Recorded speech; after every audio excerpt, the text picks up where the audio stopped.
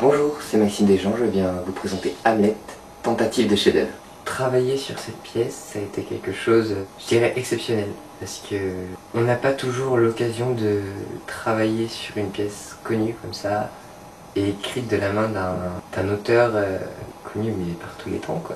Hamlet, c'est un personnage qui paraît réel. Voilà. Il y a une histoire quand même derrière réelle, même s'il y a un côté fantastique par rapport au spectre. Au fait que son père soit mort, enfin, je me suis tout de suite mis à la place de ce personnage, perdre un de ses parents. Je pense que c'est l'une des pires choses qui puissent nous arriver en tant qu'enfant, c'est de perdre ses parents. Parce que même si ça doit arriver un jour, Hamlet, ça reste quand même quelqu'un de jeune qui inspire au début de l'histoire l'innocence. Traite, sourire derrière. Mais garder les bons que j'y note. Coupe le sourire et traite. Je me suis tout de suite senti à l'aise dans ce personnage, enfin, sur le niveau de la mort de son père, parce que le fait que sa mère se marie avec son oncle, quand même, c'est pas tous les jours qu'on voit ça, enfin, à l'époque peut-être, mais maintenant, en tout cas, non. Et moi, je me suis mis à la place d'un enfant de maintenant. Son père meurt, sa mère épouse son oncle, je pense qu'il n'y a rien de pire. Tu voudrais procréer des pécheurs? Je suis moi-même moyennement vertueux, pourtant je pourrais m'accuser de telles choses qu'il vaudrait mieux que ma mère ne m'eût pas mis au monde.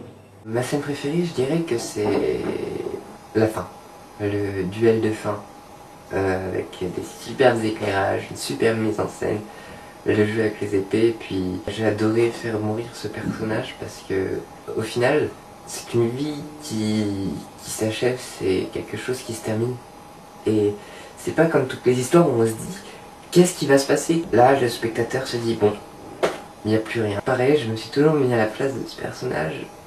On meurt d'un coup d'épée, mais en même temps l'épée est quand même empoisonnée.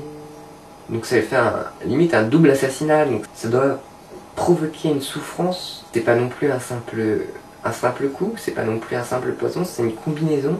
Pareil quand il regarde Horatio qui lui dit qu'il meurt en fait. Il dit à Horatio qu'il meurt et qu'il demande de l'aide à Horatio parce que même de sa mort, il veut que les gens retiennent une leçon, que les gens sachent qui il était, sachent ce qu'il a fait, pourquoi il s'est battu, pourquoi ça s'est passé comme ça, parce que forcément, tout le monde le prenait pour un fou. Hamlet, il est devenu taré. Un peu de musique, un peu de flûte avec, car si le roi n'aime pas la comédie, c'est qu'il ne l'aime pas, allez, un peu de musique. Derrière ce personnage qui envoie chier Aurélie à un moment, qui paraît comme ça fort et tout, il y a un personnage super sensible. Et c'est ce que j'ai voulu faire ressentir dans le monologue Être ou ne pas être. Après j'ai toujours joué aussi sur son côté lunatique parce que pour moi Hamlet est quelqu'un de très lunatique. Il peut passer d'une humeur à une autre. Donc ouais, j'ai énormément joué avec ça. C'est une dissolution ardemment désirable. Mourir, dormir, rêver. Si je devais remercier quelqu'un, premièrement je remercierais mon père. Il a toujours été là.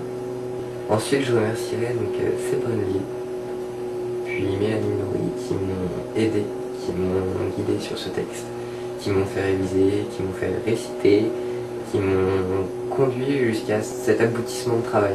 Ouais. Mes prochains projets maintenant ça va être pour les pilotes d'une série télé donc, qui s'appelle Apparence, avec un rôle assez plaisant je dirais, enfin même très plaisant, enfin moi j'ai adoré ce personnage, j'ai pas le droit de vous en dire trop, mais c'est un autre personnage qui, pareil, est un peu lunatique. Enfin, ça reste un peu dans le Hamlet aussi, enfin la façon dont j'ai voulu interpréter Hamlet, c'est un peu la vie de ce personnage. C'est un personnage qui a une grande gueule, qui passe sa vie à gueuler, et quand on apprend à le connaître, en fait on s'aperçoit que c'est toujours quelqu'un de super sensible, et que derrière tout ça, il se passe il a un traumatisme. Je ne peux pas vous en dire plus. Tout ce que je peux vous dire, c'est regarder la télé, puis de toute façon, je pense que je reviendrai aux nouvelles et que vous serez tenus au courant pour la suite de ce projet. Prends ton arme. Tu ne sais pas pris au tes mains. Ça va aller. Allez, messieurs. Non. Je ne veux pas être avec lui sur ce même thème. Jusqu'à ce que mes paupières ne bougent plus. La répétition que j'ai préférée dans Hamlet, la dernière, avant la première, parce que c'est là où il y a eu une grosse tension, des grosses peurs d'oubli de texte, il y a eu énormément de tension et d'adrénaline. Et j'ai adoré cette adrénaline parce que, entre nous, le théâtre, pour moi, c'est de l'adrénaline, un public, des applaudissements, des rires, des éternuements. Le souvenir dont je me souviendrai le plus dans ma tête, à la première, ouais. Parce que j'ai eu un petit problème de voix. Et il y a un moment où Hamlet discute avec Ophélie. Et il se retourne et il l'agresse. On lui parle. Et au lieu de l'agresser, je me suis retourné et je lui ai fait un... Et j'ai oublié de vous dire, et j'ai eu un public qui s'est mis à rire, et derrière en coulisses, j'ai eu tous les autres acteurs qui se sont mis à rire, et imaginez-vous ce que ça fait, ça donne envie de rire, envie d'exploser, mais on peut pas exploser parce qu'on a le public, donc on continue, on reste dans notre personnage, mais en sortant de scène, j'ai explosé, ça a été un grand moment de fou rire, oui. Si je devais m'identifier à quelqu'un dans mon jeu, je ne m'identifie à personne, parce que j'estime que chaque acteur a son style, chaque acteur a quelque chose en plus, quelque chose en moins, et je ne pense pas qu'un acteur puisse s'identifier à quelqu'un.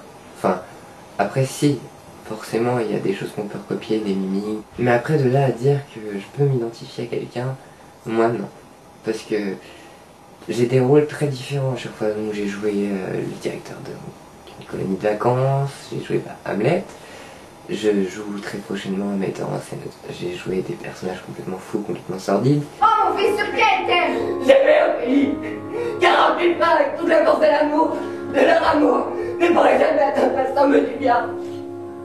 Et toi, que ferais-tu pour elle? Oh il est fou l'air, par l'amour de Dieu, laissez-le.